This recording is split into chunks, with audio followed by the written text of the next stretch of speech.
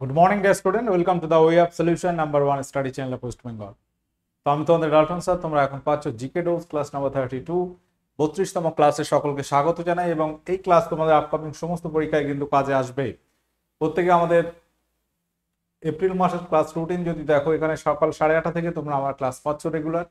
এবং আমাদের প্রত্যেক ক্লাসের নোটিফিকেশন বা লিঙ্ক তুমি আমাদের verified Telegram group the way of সলিউশনে পাবে। এবং পেড কোর্স আমাদের TWS একাডেমি অ্যাপে তোমরা পেয়ে যাবে। আচ্ছা, চলো আজকের প্রশ্ন আলোচনা শুরু করব। প্রথম প্রশ্ন, সঠিক উত্তর কি হবে বলো? বলছে নিচের কোন ঘটনাটি চাঁদের পৃষ্ঠে লক্ষ্য করা যায় না? প্রত্যেকে এরা কানেক্ট হয়ে গেছো, বলো কি উত্তর হবে এখানে, সঠিক উত্তর কোনটি আছে? সকলের সেশনটি লাইক শেয়ার করে দাও যারা কানেক্ট হয়েছো, এবং শেষ পর্যন্ত অবশ্যই অবশ্যই কানেক্ট থাকো। অনেক প্রশ্ন এবং তার সঙ্গে যেগুলো আলোচনা করা হবে সেগুলো তোমাদের কাজে আসবে। দেখো, চাঁদের পৃষ্ঠে সূর্যের উদয় অস্ত যাওয়া এটা লক্ষ্য করা যাবে, অবশ্যই যেতে পারে। সূর্যগ্রহণ এটাও লক্ষ্য করা যাবে, ধূমকেতুর গতি লক্ষ্য করা যাবে, বাট তারার ঝিকিমিকি এটা কিন্তু যাবে না। কারণ কি? কারণ হচ্ছে চাঁদে বায়ু নেই। কারণ হচ্ছে চাঁদে বায়ু নেই বা বায়ুমণ্ডল নেই, এটাই কিন্তু মেন কারণ। তো পৃথিবীতে কি হচ্ছে, পৃথিবী উপরিপৃষ্ঠে রয়েছে বায়ুমণ্ডল, এবং বায়ুমণ্ডলের বিভিন্ন স্তর রয়েছে। এক একটা স্তরে এক এক রকম ডেনসিটি বা ঘনত্ব আছে বায়ুর। তো সেই ঘনত্বের কারণে আমরা দেখি যে তারাগুলো যেন ঝিকমিক ঝিকমিক করছে। এর কারণ হচ্ছে আলোর প্রতিসরণ। এই প্রতিসরণের কারণে কিন্তু তারা ঝিকিমিকি আমরা লক্ষ্য করি, এবং যার কারণ হচ্ছে বায়ুমণ্ডলের বিভিন্ন স্তরের বায়ুর ঘনত্ব। চাঁদে বায়ু নেই, যে কারণে এই ঘটনাটা লক্ষ্য করা যাবে না। আচ্ছা, পরবর্তী প্রশ্ন, সমাচার দর্পণ পত্রিকা কবে প্রকাশিত হয়? প্রশ্নটা কিন্তু খুব ইম্পর্টেন্ট আছে। সমাচার দর্পণ পত্রিকা এর সম্পাদক কে ছিল? সম্পাদক কে ছিল বলো?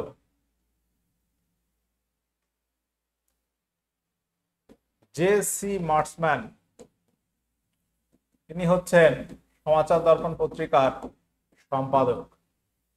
1818 সালে এটি প্রকাশিত হয়েছিল। 1800 কত সালে? 18 সাল। সঠিক উত্তর হবে অপশন বি। এবং এই পত্রিকা মনে রাখতে হবে বাংলা ভাষায়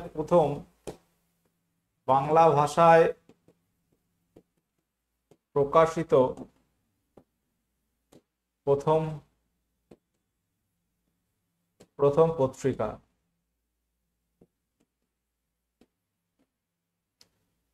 এবং এটা ছিল সাপ্তাহিক একটা পত্রিকা, সাপ্তাহিক প্রকাশিত হতো। বাংলা ভাষায় প্রকাশিত প্রথম পত্রিকা হচ্ছে সমাচার দর্পণ। এবং আরেকটা পত্রিকা যেটা তোমার পত্রিকা যেটা দৈনিক ছিল, প্রথম প্রকাশিত হয়েছিল, প্রথম দৈনিক বাংলা ভাষায় যে পত্রিকা প্রকাশিত হতো সেটা হচ্ছে সংবাদ প্রভাকর। সংবাদ প্রভাকর। রাতের আকাশে কোন গ্রহটিকে লালচে দেখায়? বলো সঠিক উত্তর কি হবে? লাল গ্রহ কোনটি? Red planet. লাল গ্রহ কাকে বলা হবে? বৃহস্পতি, শনি, মঙ্গল, বুধ। আমাদের পৃথিবীকে বলা হয় নীল গ্রহ, ব্লু প্ল্যানেট। পৃথিবী হচ্ছে নীল, বাইরে থেকে নীল দেখাবে অনেক সময়, পৃথিবীকে বলা হয় নীল গ্রহ। রেড হচ্ছে তোমার মঙ্গল গ্রহ, মার্স বা মঙ্গল গ্রহকে লাল গ্রহ বলা হবে। সবুজ গ্রহ কাকে বলা হয়? সবুজ গ্রহ এটা হচ্ছে ইউরেনাস। ইউরেনাস। গ্রহাণু বেল্ট সৌরজগতের কোন দুটি গ্রহের মধ্যে অবস্থিত? একটা গ্রহ এবং তার এরকম বেল্ট রয়েছে। যাই হোক, এখানে বলয় আর কি, বলয় একটা গ্রহ, এবং সেটা যদি আমরা খেয়াল করি একটা বলয় রয়েছে তাকে আবৃত করে। ছবিটা এরকম আঁকলে ভালো হয়।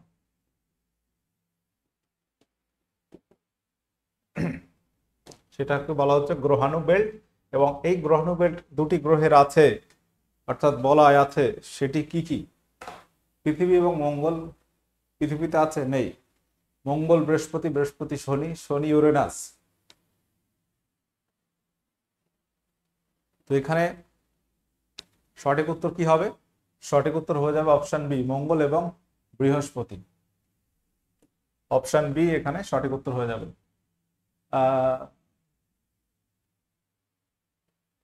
চলো পরবর্তী প্রশ্ন।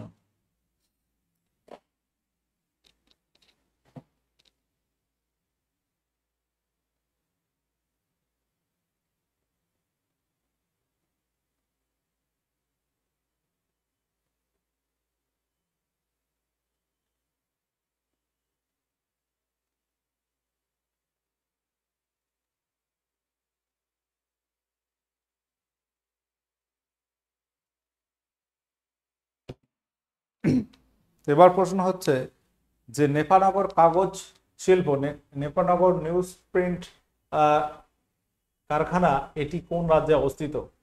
ভারতবর্ষের এই নেপানগর কাগজ শিল্প কিন্তু খুবই জনপ্রিয়, উল্লেখযোগ্য। এবং এটি কোথায় অবস্থিত? এটা হচ্ছে মধ্যপ্রদেশে। কোন রাজ্যে? Madhya Pradesh. Option B, option C. পরবর্তী প্রশ্ন। সানসেট ইন্ডাস্ট্রি বলা হয় নিম্নের কোন শিল্পকে? সানসেট ইন্ডাস্ট্রি মানে অস্তাচলের শিল্প, বাংলায় যেটাকে বলা হবে অস্তাচলের শিল্প।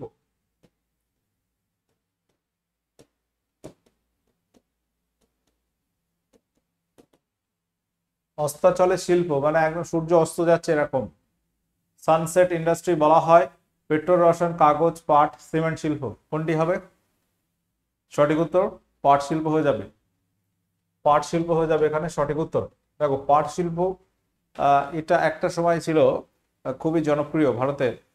ধীরে ধীরে এটা কিন্তু সেই জনপ্রিয়তাটা কমতে কমতে এখন একেবারে কমের দিকেই আছে, মানে প্রায় সূর্য অস্ত যাওয়ার অবস্থা।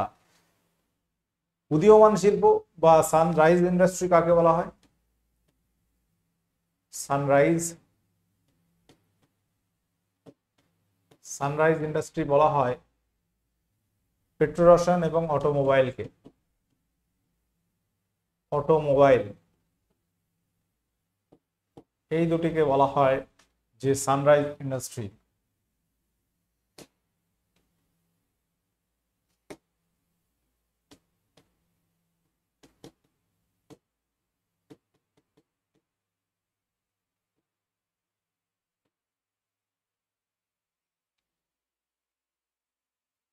বলো 2024 সালে এই বছরে মহিলা ইন্ডিয়ান প্রিমিয়ার লিগ জয়ী দল কোনটির? বর্তমানে আইপিএল চলছে, আইপিএলটা হচ্ছে ছেলেদের, তাই তো? এখন বর্তমানে ওমেন প্রিমিয়ার লিগও চলে এসেছে ভারতবর্ষে, যেখানে দলের সংখ্যা হচ্ছে 5টি। এবং তার মধ্যে এবার জয়ী হয়েছে কোন দল? জয়ী দল কোনটি 2024 সালে? দেখা যাচ্ছে এখানে জয়ী হয়েছে royal Challenger Bangalore. Bangalore, royal Challenger Bangalore, যেটাকে আমরা আরসিবি বলি। বিরাট কোহলি খেলছে আইপিএলে, সেই আইপিএলে কিন্তু তারা কোনোবার ট্রফি জেতেনি, বাট এই ওমেন প্রিমিয়ার লিগে তারা জিতেছে। এবং এই নিয়ে এই ওমেন প্রিমিয়ার লিগ এটা সেকেন্ড আসর, দ্বিতীয় আসর, মানে আগের বছর শুরু হয়, এবছর হচ্ছে সেকেন্ড বার। আচ্ছা বলতে পারবে বর্তমান আইপিএল এটি কততম আইপিএল? আইপিএল খেলা চলছে, কততম আইপিএল এবার বলতে পারবে? তো প্রথম ওমেন প্রিমিয়ার লিগ যেতে কোন দল বলতে পারবে? মুম্বাই ইন্ডিয়ান্স। মুম্বাই ইন্ডিয়ান্স তারা প্রথমবার জেতে, প্রথমবার জেতে। এটা কত সালে? 2023 সালে। আর এরা জিতেছে 2024 সালে। এগুলো মনে রাখতে হবে। রয়্যাল চ্যালেঞ্জার ব্যাঙ্গালোরের ক্যাপ্টেন হচ্ছে স্মৃতি মান্ধানা। ডক্টর এন ক্লাইসেলভি কোন ভারতীয় গবেষণা সংস্থার প্রথম মহিলা পরিচালক হয়েছেন? প্রথম মহিলা মহাপরিচালক, ডিরেক্টর হয়েছেন কোন গবেষণা সংস্থার? বিএআরসি, ভাবা atomic research centre, ICAR, ICMR, CSIR. এই যে সমস্ত গবেষণামূলক সংস্থা রয়েছে ভারতবর্ষের, এদের মধ্যে কোনটিতে তিনি বর্তমান মহিলা মহাপরিচালক হিসেবে নিযুক্ত আছেন? বলো, বলতে পারবে? Option D, CSIR. এখন তোমাদের কাছে যদি জিজ্ঞাসা করা হয়, বলো সিএসআইআর এর পুরো কথা কি, সঠিক উত্তর হবে council of scientific and industrial research, CSIR. সেটা কি? Council of scientific and industrial research, এটা হচ্ছে সিএসআইআর এর ফুল ফর্ম। ওকে, তাহলে এই সংস্থার চেয়ারম্যান হিসেবে মহাপরিচালক হিসেবে নিযুক্ত আছেন ডক্টর এন ক্লাইসেলভি। প্রশ্নটা খুব ইম্পর্টেন্ট আছে, একটু নামটা মনে রাখবে। জামনগর তৈল শোধনাগার কোন রাজ্যে অবস্থিত? বলো, জামনগর একটা তৈল শোধনাগার যেটি ভারতবর্ষের কোন রাজ্যে অবস্থিত? বিভিন্ন তৈল শোধনাগারের মধ্যে আমাদের যদি প্রশ্ন করা হয়, বলো ভারতের প্রাচীনতম তৈল শোধনাগার কি হবে বা তৈল খনি, সেটা হবে আসামের ডিগবয়। তো এই জামনগর তৈল শোধনাগার হচ্ছে গুজরাটে অবস্থিত। কোথায় আছে? গুজরাট রাজ্যে অবস্থিত। তরুক্ষীর থেকে রবার প্রস্তুতিতে কি ব্যবহৃত হয়? তরুক্ষীর একটা নাইট্রোজেন বিহীন রেচন পদার্থ উদ্ভিদের।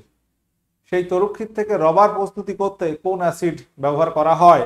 Sulphuric acid, hydrochloric acid, acetic acid, carbolic acid. তাহলে এখানে সঠিক উত্তর কি হবে? সঠিক উত্তর মনে রাখবে অ্যাসিটিক অ্যাসিড। অ্যাসিটিক অ্যাসিড ব্যবহার করা হয়।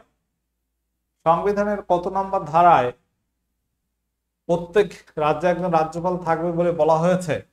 কত নম্বর ধারা অনুসারে প্রতি রাজ্যে একটি করে রাজ্যপাল থাকে?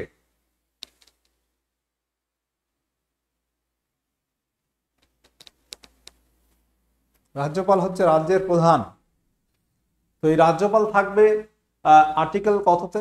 আর্টিকেল 153, 153 নম্বর ধারায় কিন্তু বলা হচ্ছে।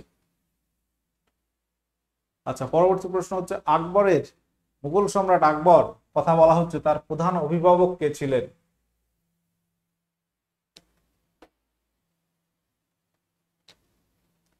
বলো, সঠিক উত্তর কি হবে? তো মুঘল সম্রাট আকবর, তার পিতা ছিল কে? হুমায়ুন। হুমায়ুন কিন্তু যখন মারা যাচ্ছেন তখন আকবর কিন্তু একদম মানে বয়স কম, তাই তো? 1556 সালে আমরা জানি মারা যাচ্ছেন কে? হুমায়ুন, সিঁড়ি থেকে পড়ে গিয়ে। তো সেই সময় বয়স যদি আমরা দেখি প্রায় 14 বছর বয়স ছিল আকবরের। পরবর্তীকালে দেখা যায় তার প্রধান অভিভাবক ছিলেন বৈরাম খাঁ। বৈরাম খাঁ ছিল তার প্রধান অভিভাবক। আচ্ছা বল, লোহা এর পারমাণবিক সংখ্যা কত? লোহা, লোহা মানে আমরা বলি Fe, লোহা একটা ধাতু, তাই তো? এই লোহার পারমাণবিক সংখ্যা কত? পারমাণবিক সংখ্যা মানে কি? প্রোটন সংখ্যা। এটা মানে কি হবে? প্রোটন সংখ্যা। কত হবে? আমাদের খেয়াল করতে হবে পর্যায় সারণী। পিরিয়ডিক টেবিলের 1 থেকে 30 পর্যন্ত যদি মনে রাখা যায় তাহলে কিন্তু মোটামুটি এই ধরনের প্রশ্ন যদি আসে তুমি করতে পারবে। 1 থেকে 20 আমরা বলি, 1 থেকে 30 পর্যন্ত মনে রাখলে খুবই ভালো হয়। তাহলে পিরিয়ডিক টেবিল সার্চ করতে হবে তোমাকে। পিরিয়ডিক টেবিল গুগল সার্চ করবে, বা অনেকের বইতে রয়েছে কেমিস্ট্রি পার্টে একটা চ্যাপ্টার আছে পর্যায় সারণী, সেখানে তুমি যদি খেয়াল করো পরপর পরপর পেয়ে যাবে। লোহা এর সংকেত Fe এবং এর পারমাণবিক সংখ্যা হচ্ছে 26। ঠিক আছে, কত হবে? 26। প্রথমে দেখো এখানে আমি যদি কটা লেখার চেষ্টা করি, hydrogen, helium, lithium, beryllium, boron, carbon, nitrogen, oxygen, chlorine, neon. এটা হচ্ছে 1, 1, 2, 3, 4, 5, 6, 7, 8, 9, 10। এবার সোডিয়াম আছে, sodium, magnesium, aluminium, silicon, phosphorus, sulphur, chlorine, argon, potassium এবং ক্যালসিয়াম। পটাশিয়ামকে ক্যালসিয়াম 20।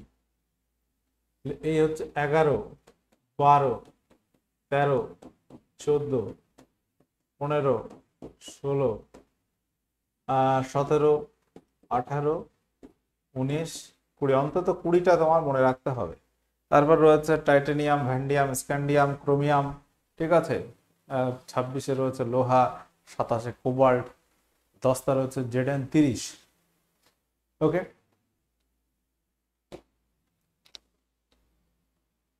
আরব সাগরের রানী বলা হয় কোন শহরকে? আরব সাগরের রানী বলা হয় কোন শহরকে?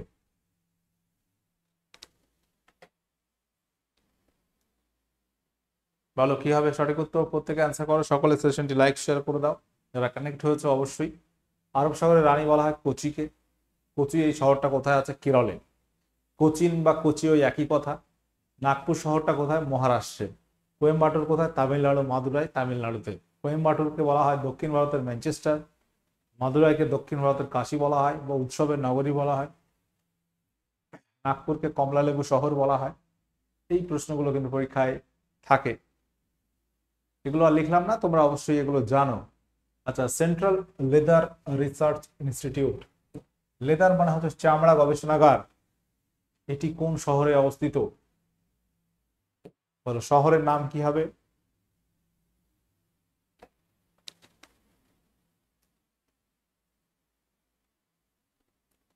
ব্যারাকপুর, চেন্নাই, সিমলা নাকি ব্যাঙ্গালোর? সঠিক উত্তর হবে চেন্নাই। ডব্লিউএমও, ডব্লিউএমও এর পুরো কথা কি? এর সদর দপ্তর কোথায়? ডব্লিউএমও,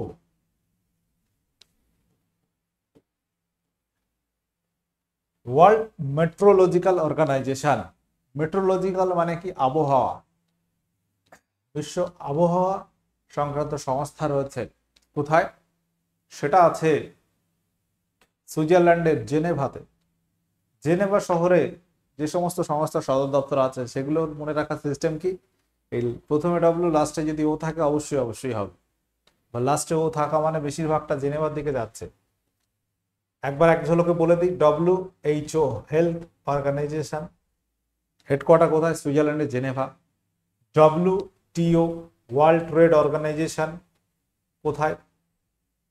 WMO এটা কোথায়? এটা বললাম জেনেভাতে। ILO ইন্টারন্যাশনাল লেবার অর্গানাইজেশন কোথায় আছে? সুইজারল্যান্ডের জেনেভাতে আছে। আর কি রয়েছে? WIPO world intellectual property organisation, এটা কোথায় আছে? সুইজারল্যান্ডের জেনেভাতে। প্রথমে ডব্লিউ, লাস্টে ও যদি থাকে একদম 100%, কোথায়? সেটা আছে সুইজারল্যান্ডের জেনেভাতে। এছাড়াও আরেকটা সংস্থা রয়েছে রেড ক্রস সংস্থা,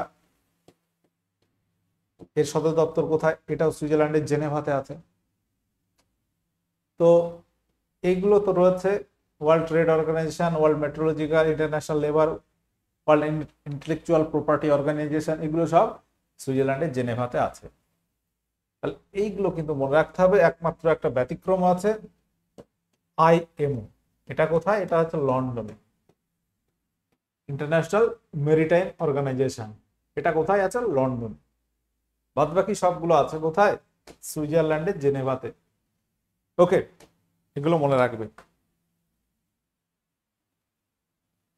তো এখানে আমরা যে প্রশ্নটা করেছিলাম সেটা হচ্ছে WMO, এই যে সংস্থাটি যেটার হেডকোয়ার্টার আমরা বললাম সুইজারল্যান্ডের জেনেভাতে, এটা গঠিত হয়েছিল 23শে মার্চ 1950 সালে।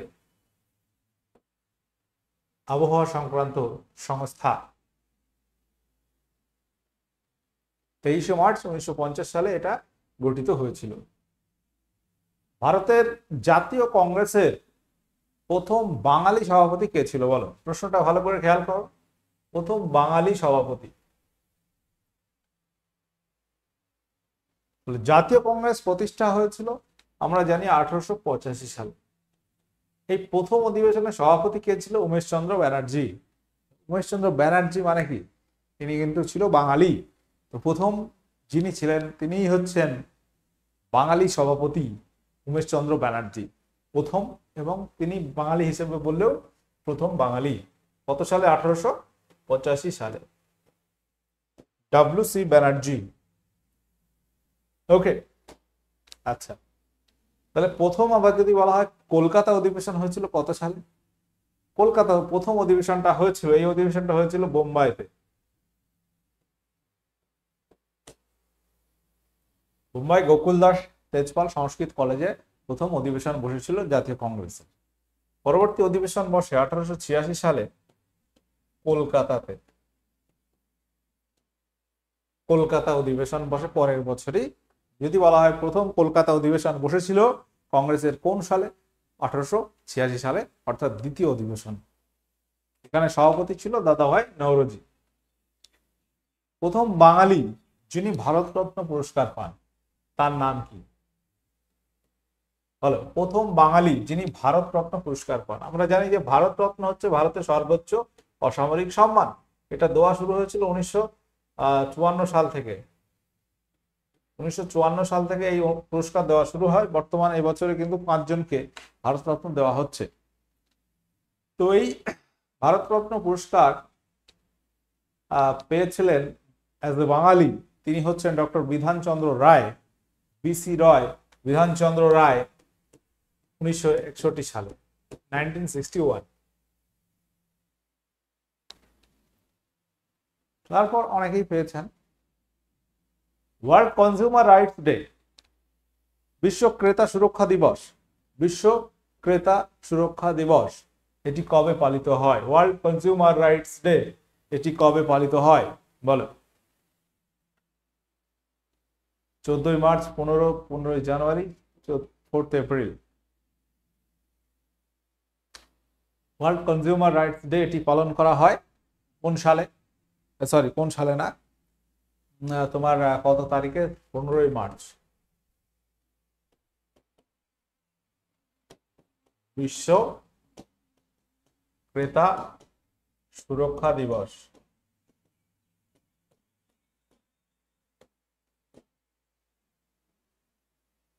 গিলবার্ট বিল বিরোধী আন্দোলন পরিচালনা করার জন্য ভারতে ইউরোপিয়ানরা কোন সংগঠন গড়ে তুলেছিলেন? গিলবার্ট বিল বিতর্ক কত সালে হয়? 1800 কত সালে হয়েছিল? 1800 কত সাল? 80, 81, 82, 83, 84, 85, বলো। গিলবার্ট বিল বিতর্ক হয়েছিল কোন ভাইসরয়ের সময়? সেটা প্রশ্ন হয়। 1883 সালে লর্ড রিপনের সময়। গিলবার্ট বিলটা কি ছিল? এটা ছিল একটা বিচার বিভাগীয় সংস্করণ।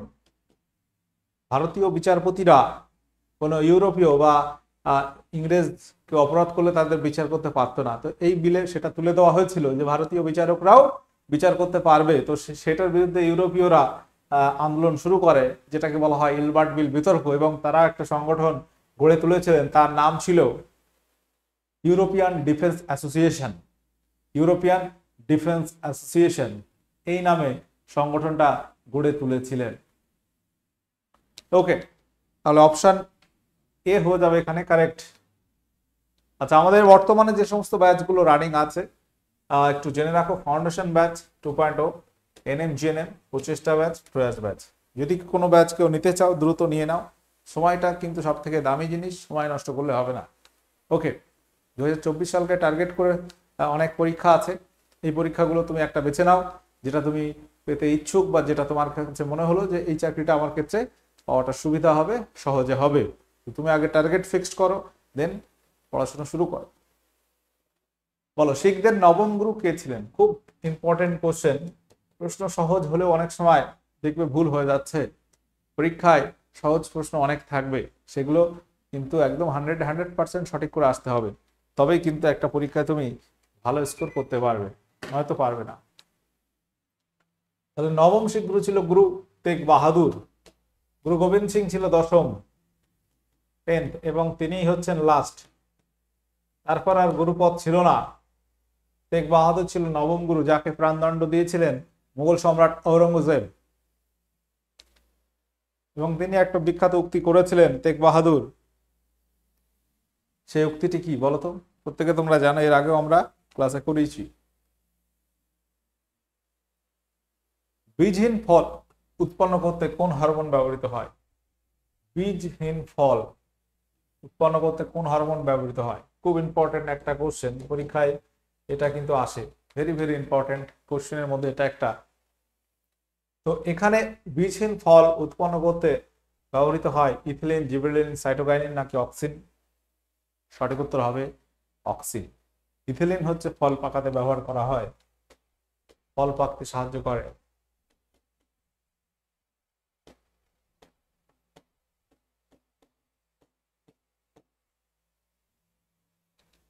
বলো 16 বিটসের সমাহারকে কি বলা হয়? 16 বিটসের সমাহারকে কি বলা হয়? Word, nibble, memory block, byte. 16 বিটসের সমাহারকে বলা হয় ওয়ার্ড। 8 বিটসে কি বলা হয়? 8 বিটসে 1 বাইট। 4 বিটসে বলা হয় 1 নিবিল। 16 বিটসে ওয়ার্ড। কোন প্রতিষ্ঠান ভারতের ডিজিটাল ঋণ কার্যক্রম নিয়ন্ত্রণ করে? বলো কি হবে এখানে উত্তর?